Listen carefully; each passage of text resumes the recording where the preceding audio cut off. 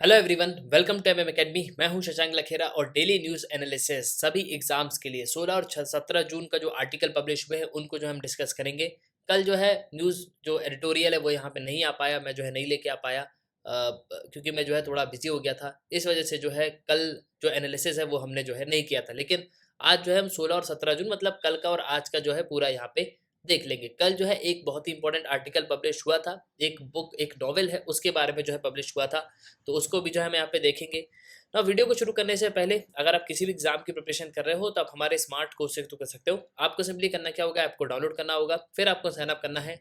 आप दो videos lecture देख सकते हो जो डबल लेक्चर होंगे, फिर आपको प्रोफाइल में जाना है, प्लान को परचेज करना है, कोर्सेज को एंजॉय करना है।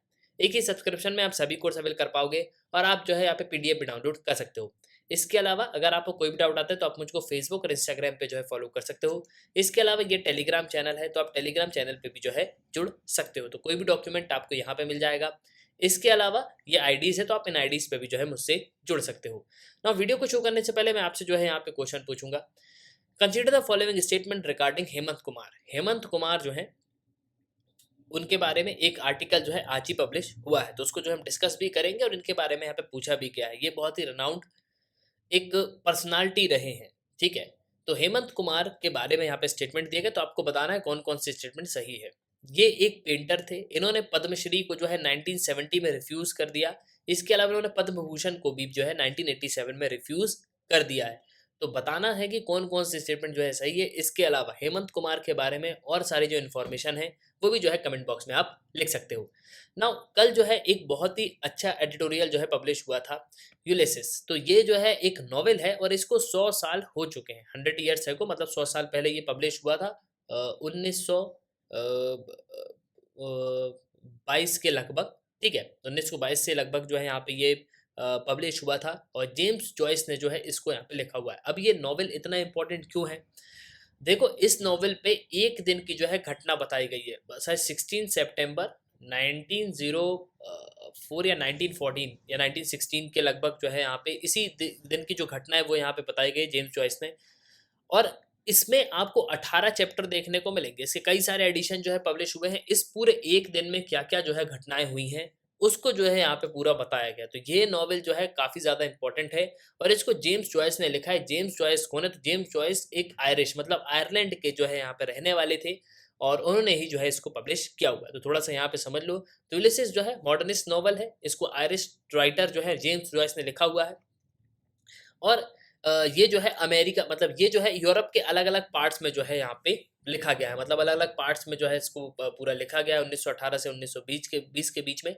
इसके अलावा 1922 में जो है इसको यहाँ पे फाइनली जो है पब्लिश किया गया। तो जॉयस का जब 40th बर्थडे होता है तब जो है इसको यहाँ पे पब्लिश किया जाता है और ये कंसीडर किया जाता है कि ये मोस्ट इंपॉर्टेंट वर्क है मॉडर्निस्ट लिटरेचर पे, ठीक है। तो बहुत ही इंपॉर्टेंट नॉवल है, ये आपको जो है ध्यान रखना है। और जेम्स जॉयस कौन है, तो जेम्स जॉयस जो है ये एक आयरिश मतलब आयरलैंड से जो है ये बिलोंग करते हैं और आयरिश जो है राइटर है। नेक्स्ट अगर हम बात करें तो सबसे इंपॉर्टेंट आर्टिकल आज के न्यूज़पेपर में आपको देखने को मिलेगा, फेड रेट हाइक इम्प्लीकेशन। तो यूएस में जो फेडरेशन है उसने जो है यहाँ पे 28 ईयर्स में सबसे ज़्यादा जो है आपको हाइक देखने को मिलेगी, मतलब बहुत ही ज़्यादा महंगाई है करेंटली अमेरिका में। अमेरिका के लोग जो है यहाँ पे सर्वाइव करना भी मुश्किल हो रहा है, ठीक है। तो जो नॉर्मल फैमिलीज हैं उनके लिए यहाँ पे सर्वाइव करना बहुत ज़्यादा मुश्किल है।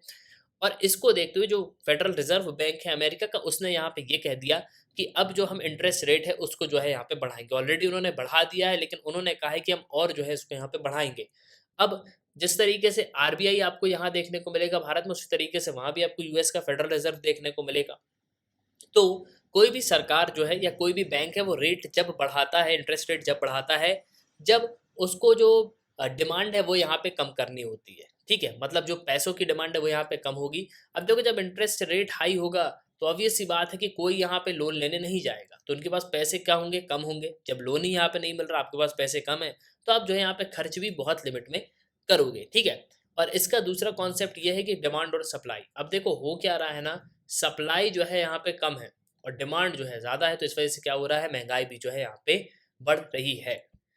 तो इसको जो है हम इन डिटेल आगे जो है डिस्कस करेंगे। नेक्स्ट है government raises Agnipath upper age. तो अग्निपथ जो स्कीम लाई गई थी उस पर अपर एज को जो है यहाँ पे बढ़ा दिया गया था। पहले ये 17.5 से लेकर 21 तक थी, अब जो इसको 23 यहाँ पे कर दिया गया। और देखो कल ही मैंने वीडियो बनाया था कि बिहार में जो रेलवे कोच है उसको यहाँ पे जला दिया गया, और ये आप देख सकते हो उसी की इमेज जो है यहाँ पे आपको सामने देखने को मिलेगी। और देखो बिहार, हरियाणा, मध्य प्रदेश, राजस्थान, बहुत ही मैसिव लेवल के प्रोटेस्ट जो है आपको देखने को मिलेंगे। नेक्स्ट अगर हम बात करें तो हेमंत कुमार, जो कि एक बहुत ही रेनाउंड सिंगर रहे हैं। मैंने क्वेश्चन में पेंटर पूछा था, वो पेंटर जो है ऑप्शन यहाँ पे गलत है, सही आंसर जो है सिंगर है वो।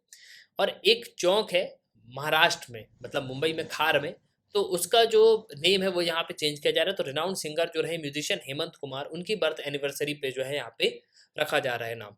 अब हेमंत कुमार जो है इतना इंपॉर्टेंट क्यों है, तो हेमंत मुखोपाध्याय, इनको प्रोफेशनली जो है हेमंत कुमार के नाम से जाना जाता है। ये कि इंडियन म्यूजिक डायरेक्टर रहे, प्लेबैक सिंगर रहे।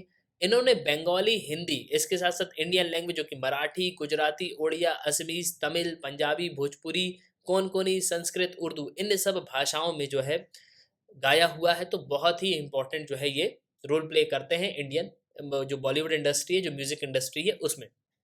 इनको पॉपुलरली जो है वॉइस ऑफ गॉड के नाम से जाना जाता है। इसके अलावा सबसे इंपॉर्टेंट पार्ट ये है कि इनको कौन कौन से अवार्ड मिले हैं, तो यहाँ पे आप देख सकते हो इंपॉर्टेंट है। Film fair best music director award, तो ये 1956 में यहाँ पे दिया गया था। National film award of best male playback singer, तो ये जो है इनको 1971 में दिया गया था। इसके अलावा 1970 में इनको जो है पद्मश्री दिया गया, तो इन्होंने यहाँ पे रिफ्यूज कर दिया। ठीक है। इसके अलावा 1987 में इनको पद्म भूषण मिला, उसमें भी जो है इन्होंने उसको रिफ्यूज कर दिया। ठीक है। इनको ऑनररी जो डिग्री है वो भी यहाँ पे दी गई, विश्व भारती यूनिवर्सिटी ने यहाँ पे दी। इसके अलावा 1986 में संगीत नाटक अकेडमी अवार्ड जो है इनको दिया गया। इसके अलावा बांग्लादेश लिबरेशन वॉर ऑनर इनको दिया गया 2012 में। ठीक है। इसके अलावा friends of liberation war honour भी जो है इनको यहाँ पे दिया गया, तो इनको डेथ के बाद जो है यहाँ पे दिया गया। इसके अलावा 1971 में यूएसए गवर्नमेंट ने इनको जो है सिटीजनशिप ऑफ बैलिटमोर, ठीक है, तो मैरीलैंड जो फर्स्ट एवर ऐसे सिंगर रहे हैं जिनको जो है यूएसए की यहाँ पे सिटीजनशिप मिली थी। तो ये ध्यान रखना 1971 में इनको जो है यहाँ पे यूएस की सिटीजनशिप मिली। ठीक है। इसके बाद इन्होंने यहाँ पे क्या किया, 1970 में पद्मश्री को जो है रिफ्यूज किया, ये इंपॉर्टेंट है। इसके अलावा 1987 में इन्होंने पद्म भूषण उसको जो है यहाँ पे रिफ्यूज कर दिया। अब ये जो 87 और 70 है ना, इसमें बिल्कुल यहाँ पे कंफ्यूज मत होना, इसी चीज़ को जो है आपको यहाँ पे ध्यान रखना है, क्योंकि वो जो है जो यूपीएससी है वो जो है आपको स्टेटमेंट जो है चेंज करके यहाँ पे पूछ सकता है। तो भाई इसी क्वेश्चन को जो है मैंने यहाँ पे पूछा है, तो अब जो है आपको इसका आंसर बिल्कुल जो है मिल गया होगा कि हेमंत कुमार जो है उन्होंने 1970 में पद्मश्री को रिफ्यूज किया, बिल्कुल सही है। पद्म भूषण को रिफ्यूज किया 1987 में, ये भी बिल्कुल सही है। ये पेंटर है नहीं, ये एक सिंगर हैं, और ये हर एक भाषा में जो है यहाँ पे गा चुके हैं, हिंदी, पंजाबी और कोंकणी, जितनी भी भाषाएं हैं, असमी, सभी में जो है इनके सॉन्ग्स आपको देखने को मिलेंगे। नेक्स्ट अगर हम बात करें तो Israel looking forward to promote I2U2 initiative. So basically देखो हो क्या रहा है ना कि I2U2, आई मतलब दो, तो आई दो बार आ रहा है, और U2, तो बेसिकली U2 में आपको यूएसए और यूएई देखने को मिलेंगे। इसके अलावा I2 में इंडिया और इजराइल जो है आपको देखने को मिलेंगे। अब ये जो चार देश हैं इस समय प्रेजेंटली जो है एक कोलैबोरेशन यहाँ पे फॉर्म कर रहे हैं। और देखो ये जिन जगहों पे इनकी लोकेशन है ना, उन जगहों पे इनका एक बहुत ही इंपॉर्टेंट रोल आपको देखने को मिलेगा। यूएई जिस जगह पे मिडिल ईस्ट पे है, तो मिडिल ईस्ट में यूएई का अच्छा खासा दबदबा है। यूएई की जो प्रेस्टीज है, इसके अलावा यूएई के पास जो पैसा है वो भी बहुत अच्छा है। यूएई जो है एक बहुत ही अच्छी कंट्री है। यूएई में आपको दुबई मिलेंगे, 7 एमिराट्स मिलके जो है यूएई बना हुआ है। तो ये जो है पूरे मिडिल ईस्ट को यहाँ पे कंट्रोल कर सकता है, इतना पावर जो है यूएई में है। वहीं नेक्स्ट अगर आप देखोगे तो इंडिया, इंडिया अगर आप देखोगे तो जो एशिया वाला जो रीजन है, ठीक है, तो इंडिया की एक काफ़ी अच्छी डोमिनेंस आपको इस एरिया में देखने को मिलेगी।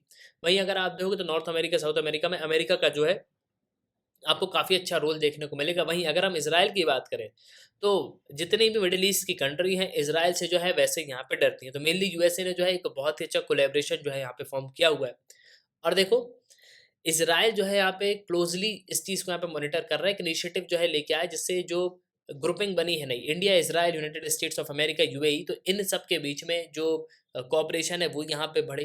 ठीक है। इसके अलावा जो फूड सिक्योरिटी है उस पर भी जो है यहाँ पे फोकस किया जा रहा है, तो सभी देशों के बीच में कोऑपरेशन जो है यहाँ पे बना रहे। इसके अलावा अगर आप देखो तो फूड सिक्योरिटी पे भी जो है यहाँ पे मेनली फोकस किया जा रहा है। ठीक है। तो इंडिया इसराइल के रिलेशन अगर आप देखो तो काफ़ी समय से बहुत अच्छे रहे हैं। इसराइल ने काफ़ी हद तक इंडिया की मदद भी करी, और इंडिया जो है अपनी 2 गन जो है वो इजराइल से यहाँ पे परचेज कर रहा है, तो उसका नाम जो है कमेंट बॉक्स में बताना। इसके अलावा कई सारे मिसाइल प्रोग्राम भी जो हैं, इसके अलावा जो कई सारी मिसाइल्स हैं वो भी जो है भारत यहाँ पे परचेज कर रहा है इसराइल से, तो उसके बारे में भी जो है आप मुझको बताना ना। अगर हम बात करें इसराइल की, तो इसराइल मैप में देख लो, इजिप्ट से बॉर्डर शेयर करता है, यहाँ पे रेड सी आपको देखने को मिलेगा, यहाँ पे जॉर्डन है, ठीक है। इसके अलावा यहाँ पे गाजा पट्टी है और ये सीरिया, तो सीरिया में जो है आपको गोलन हाइट्स देखने को मिलेंगे। तो इसराइल और सीरिया के बीच का जो बॉर्डर है उसमें आपको गोलन हाइट्स देखने को मिलेगा। तो गोलन हाइट्स क्या है, एक माउंटेन है बेसिकली। इसके अलावा आपको ऊपर जो है लेबनान देखने को मिलेगा। नेक्स्ट अगर हम बात करें तो Saudi Arabia, Saudi Arabia basically जो है आपको यूएई का पड़ोसी देश देखने को मिलेगा। तो मेनली यूएई जो है, इस जो 4 नए देश जो है यहाँ पे कॉपरेशन में जो है आए हुए हैं, मतलब I2U2 में, इंडिया, इसराइल, यूएई और यूएसए। तो यूएई की जो कैपिटल है आपको पता है अबू धाबी है, और यूएई 7 अमीरात से जो है मिलके बना हुआ है, ठीक है। पहले बहरीन भी जो है इसको ज्वाइन करने वाला था, लेकिन बहरीन ने जो है इसको यहाँ पे ज्वाइन नहीं किया ना। सऊदी अरेबिया से ही अपनी बॉर्डर शेयर करता है, इसके अलावा ओमान से जो है अपनी बॉर्डर शेयर करता है। यहाँ पे जो है आपको सी भी देखने को मिलेगा, ठीक है। तो अब होता क्या है कि यूएई जो है एक बहुत ही इंपॉर्टेंट रोल प्ले करेगा। और यूएई के बारे में थोड़ा और जान लो कि ऑर्डर ऑफ जायद जो है यूनाइटेड अरब अमीरात का हाईएस्ट सिविलियन डेकोरेशन ऑर्डर है, ठीक है ना। और ये जो पहले प्रेसिडेंट रहे हैं यूएई की, जायद बिन सुल्तान अल नयान, तो उनके नाम पे इसको रखा गया है। 2019 में पीएम मोदी को जो है यहाँ पे दिया गया, तो prime minister Narendra Modi honoured with order of Zayed, जो कि यूएई का हाईएस्ट सिविलियन अवार्ड रहा है, ठीक है। और जिस तरीके से बायलैटरल टाइज जो है दोनों देशों के बीच में बढ़े हैं, इसी को देखते हुए इनको जो है ये अवार्ड जो है दिया गया था। और ये कब दिया गया था, 2019 में। इसको बहुत अच्छे से ध्यान रखना कि 2019 में जब ये रिएलेक्ट हुए थे ना, उस समय जो है यहाँ पे इनको दिया गया था। लेकिन क्या यूएई का जो अवार्ड है वो सिर्फ और सिर्फ प्राइम मिनिस्टर नरेंद्र मोदी को दिया गया? नहीं, ऐसा बिल्कुल भी नहीं है। बहुत सारे लोगों को दिया गया है। भारत के 2 लोगों को मिला है। पहला तो नरेंद्र मोदी जी 2019 में इनको मिला, 24 अगस्त 2019। इसके अलावा नवजीत सिंह सूरी तो 11 सितंबर 2019 को जो है दिया गया है। लेकिन अगर बात करें पहले भारतीय कौन थे जिनको ऑर्डर ऑफ जायद मिला, तो वो नरेंद्र मोदी है, ठीक है। क्योंकि डेट अगर आप देखोगे तो इनको अगस्त में मिल गया था और इनको सितंबर में जो है यहाँ पे मिला हुआ है। तो नरेंद्र मोदी और नवदीप सिंह सूरी। तो नवदीप सिंह सूरी जो है ये बेसिकली इंडियन डिप्लोमेट है, और इन्होंने काफ़ी सारे देशों में जो है अपनी सर्विसेज जो है यहाँ पे दी हुई हैं, ठीक है। तो ये जो है आपको ध्यान रखना है। और बाकी जो है आप इतना कोई ज़रूरी नहीं है ध्यान रखने के लिए, सिर्फ हमको इंडिया का जो है ध्यान रखना है कि इंडिया में जो है किस किस को यहाँ पे मिला हुआ है। और अगर आप देखोगे तो चाइना में भी जो है एक ही बार दिया गया, जिनपिंग को जो है यहाँ पे दिया गया है, ठीक है। तो मेनली जो बड़े लीडर्स होते हैं, जो अच्छा जो है काम यहाँ पे करते हैं, जो बायलैटरल ट्राइज को यहाँ पे बूस्ट करने की कोशिश करते हैं, तो उनको जो है यहाँ पे दिया जाता है। ना नेक्स्ट अगर हम बात करें तो प्राइम मिनिस्टर नरेंद्र मोदी जो है इनॉग्रेट करेंगे रीडेवलप्ड कालिका माता टेम्पल को, जो कि आपको पावागढ़ हिल के टॉप पे जो है देखने को मिलेगा। तो ये गुजरात में पंचमहल डिस्ट्रिक्ट पे है, ठीक है। इसके अलावा ये हिंदू और मुस्लिम का एक बहुत ही हारमोनी आपको देखने को मिलेगा। मतलब दरगाह को जो यहाँ पे शिफ्ट किया गया है, एक साइड आपको मंदिर देखने को मिलेगा और एक तरफ जो है आपको दरगाह देखने को मिलेगी। तो ये जो है काफ़ी यूनिक स्ट्रक्चर है, और इस पर बिल्कुल जो है आप मान के चलो एक क्वेश्चन जो है बिल्कुल यहाँ पे बन सकता है। तो रेनोवेटेड जो कालिका माता टेम्पल है उसमें पावागढ़ में, तो लेफ्ट में आपको हजरत जो सदन शाह वली पीर दरगाह आपको देखने को मिलेगी इस पूरे कॉम्प्लेक्स के अंदर में, ठीक है। दरगाह को भी जो है यहाँ पे रीबिल्ड किया गया है, और टेम्पल को भी जो है यहाँ पे रीबिल्ड किया गया है। तो इसी का जो है इनॉग्रेट करेंगे prime minister Narendra Modi. Now ये जो है आप इमेज देख सकते हो, इस तरीके से जो है आपको यहाँ पे दरगाह देखने को मिलेगी और एक तरफ जो है आपको टेम्पल जो है यहाँ पे देखने को मिलेगा। तो ये जो पंचमहल डिस्ट्रिक्ट है, पंचमहल डिस्ट्रिक्ट में ये लोकेटेड है। इसके अलावा जो पावागढ़ हिल है, पावागढ़ हिल में जो है आपको ये देखने को मिलेगा गुजरात में। और अगर मैं मतलब जगह की बात करूँ तो चंपानेर जो है वहीं जो है ये आपको देखने को मिलेगा। और देखो मैं आपको एक चीज़ बता दूं कि प्राइम मिनिस्टर नरेंद्र मोदी जो है इसको यहाँ पे इनॉग्रेट करेंगे, रीडेवलप्ड जो कालिका माता टेम्पल है उसको 18 जून को, मतलब कल जो है यहाँ पे ये करेंगे। और अगर आप देखोगे तो ये जो है इंजीनियरिंग का मास्टर पीस है। 11वीं सेंचुरी में इस कॉम्प्लेक्स को जो है यहाँ पे फॉर्म किया गया था। और यहाँ पे आपको एक दरगाह भी देखने को मिलेगी, ठीक है, जो कि कम्युनल हार्मी का एक स्प्लेंडेड और जो एग्जाम्पल है वो आपको देखने को मिलेगा। ना अब थोड़ा सा इस टेम्पल के बारे में जो है समझ लो। तो कालिका माता मीनिंग जिनका मतलब होता था great black mother, Hindu goddess ही है। टेम्पल कॉम्प्लेक्स जो कि पिलग्रिम सेंटर आपको पावागढ़ हिल में देखने को मिलेगा, पंचमहल डिस्ट्रिक्ट में। और ये चंपानेर पावागढ़ आर्कियोलॉजिकल जो पार्क है उसी के अंडर में एक कॉम्प्लेक्स है, उसी के अंडर में आपको ये देखने को मिलेगा। तो ये काफ़ी इंपॉर्टेंट है।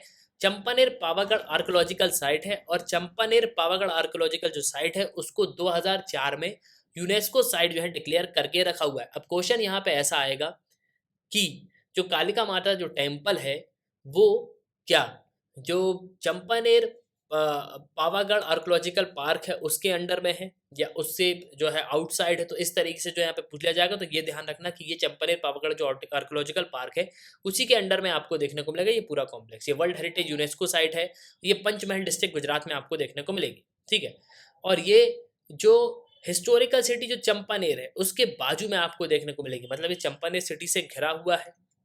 और चंपानेर जो सिटी है इसको जो वनराज चावड़ा है उन्होंने फाउंड किया था, जो कि प्रोमिनेंट किंग रहे चावड़ा डायनेस्टी के।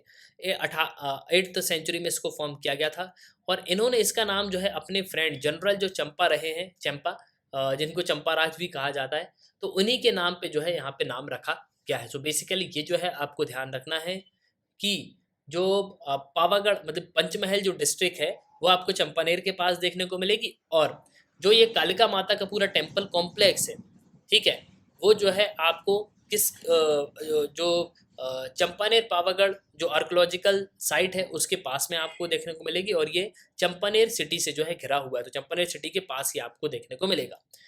इसके अलावा जो चीफ श्राइन है वो यहाँ पे ये कहते हैं कि ग्राउंड फ्लोर जो है उसमें आपको 3 डिवाइन इमेजेस जो है आपको देखने को मिलेगी। अब सेंटर में कालिका माता है जो कि सेंटर में है, ठीक है, और ये हेड के फॉर्म में आपको देखने को मिलेंगे, जिनको जो है मुखबातों के नाम से भी जाना जाता है, जो कि रेड इन कलर जो लाल कलर में है। इसके अलावा महाकाली जो है वो आपको राइट में देखने को मिलेंगे। इसके अलावा बहुचरा माता ये जो है आपको लेफ्ट में देखने को मिलेगी। तो सेंटर में कालिका माता हो गई, ठीक है। उसके बाद अगर आप देखोगे तो जो राइट में जो है बचूरा माता है, बहुचारा माता है। इसके अलावा जो लेफ्ट में आपको महाकाली देखने को मिलेगी। तो यहाँ पे बहुचारा माता है, इसके अलावा लेफ्ट में जो है आपको महाकाली जो है देखने को मिलेगी। अब ये जो टेम्पल है ना, इसमें अगर आप देखोगे तो एक डोम्ड टेम्पल जो है आपको देखने को मिलेगा। तो बेसिकली यहाँ पे जो है एक मुस्लिम श्राइन भी देखा जाता है, ठीक है, मुस्लिम श्राइन भी यहाँ पे है। तो सदन शाह पीर एक सूफी संत थे, उनकी दरगाह भी जो है आपको यहाँ पे देखने को मिलेगी। मतलब ये हिंदू और रिलीजन का और मुस्लिम रिलीजन का आपको एक मिक्स्ड जो है कॉम्बिनेशन देखने को मिलेगा। और यहाँ पे जो है मुगलों के ज़माने से जो है ये बताया जाता है कि मुगलों के समय से जो है ये टेम्पल यहाँ पे और मॉस्क जो है यहाँ पे है। तो बेसिकली दोनों ही धर्मों के लिए, हिंदू और मुस्लिम दोनों के लिए जो है ये काफ़ी इंपॉर्टेंट प्लेस है।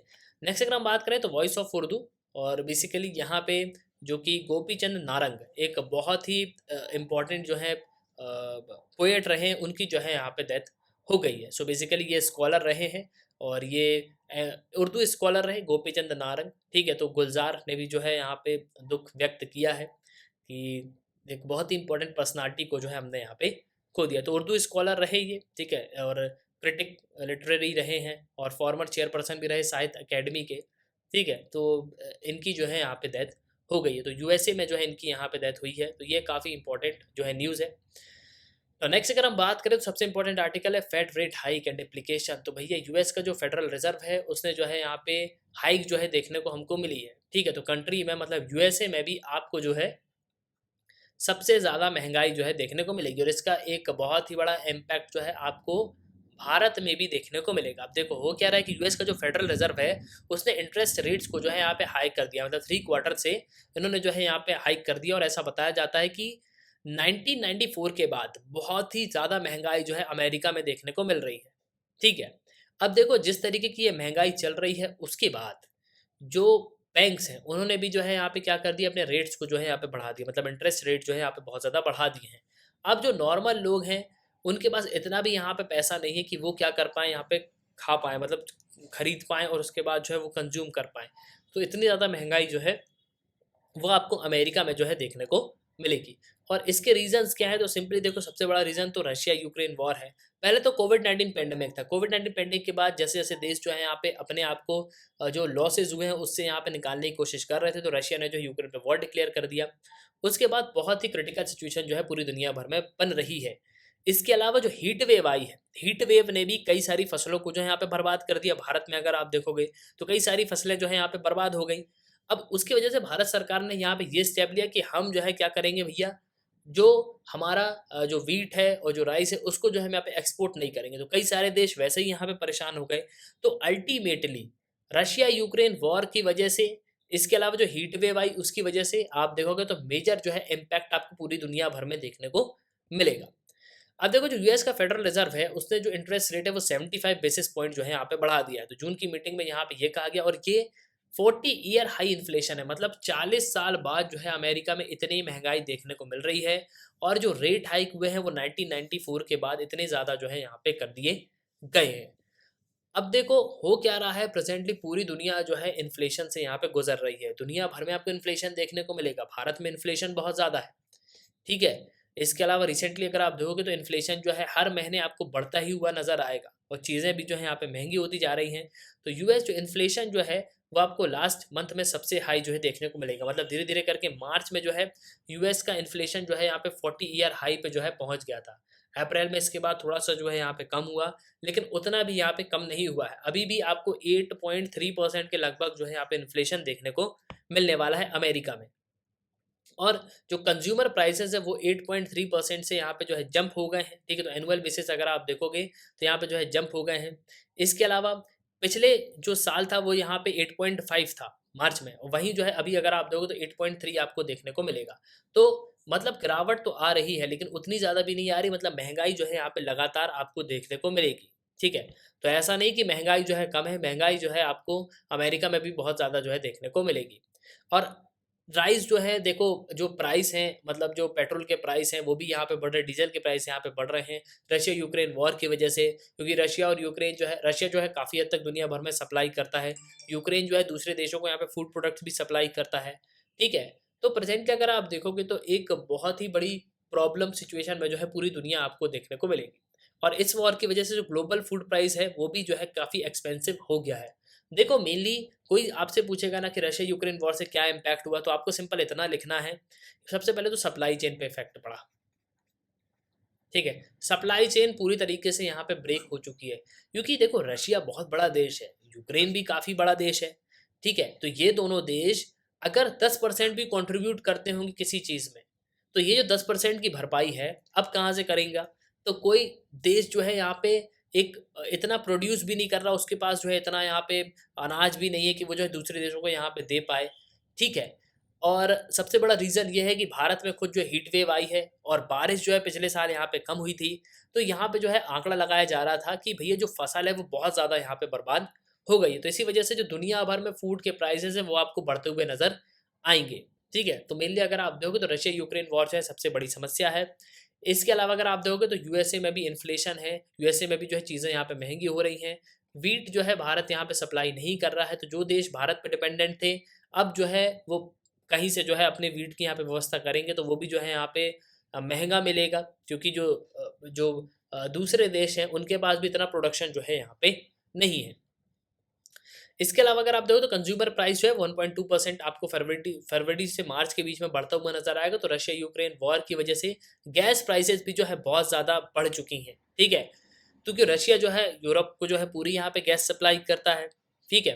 उसके अलावा अगर आप देखोगे तो जो यूएस जो है रेगुलर गैलन के जो प्राइस है, बेसिकली एक गैलन के ये $4.40 जो है वो आपको देखने को मिलेंगे। मतलब मेनली दुनिया भर में आपको बहुत ही ज़्यादा महंगाई जो है देखने को मिलने वाली है। और देखो इसका इम्पैक्ट अब इंडिया पे क्या पड़ेगा तो ये भी समझ लो, impact on India. So basically यहाँ पे क्या होगा, जिस तरीके से यूएस का जो फेडरल रिजर्व है वो यहाँ पे क्या कर रहा है, रेट को यहाँ पे बढ़ा रहा है, मतलब इंटरेस्ट रेट को बढ़ा रहा है। तो जो आरबीआई है वो भी जो है यहाँ पे क्या करेगा, इंटरेस्ट रेट को यहाँ पे बढ़ाएगा, जिससे जो हमारी करेंसी है वो यहाँ पे कमज़ोर ना हो। क्योंकि अब देखो रुपी जो है और गिरता हुआ आपको नजर आएगा, तो इन सब चीज़ों को मेंटेन करने के लिए आरबीआई भी जो है अपने इंटरेस्ट यहाँ पे बढ़ा देगा। तो वैसे ही आरबीआई ने यहाँ पे पहले ही बढ़ा दिया है, ईएमआई जो है यहाँ पे महंगी हो गई है, लोन जो है यहाँ पे महंगे हुए हैं, और आने वाले समय में अगर इसी तरीके से चलता रहा तो बहुत ही क्रिटिकल सिचुएशन जो है हमको देखने को मिल सकती है। तो एट लास्ट आई होप कि आपको जो इस वीडियो में काफ़ी कुछ जानने को मिला होगा।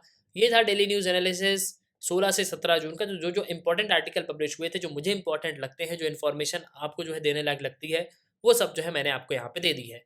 तो एट लास्ट आई होप आपको जिस वीडियो में काफ़ी कुछ जानने को मिला होगा। आप अपने ओपिनियन लिखिएगा जरूर। इसी के साथ ये था इस वीडियो का, सुनने के लिए बहुत बहुत धन्यवाद। जय हिंद, जय भारत।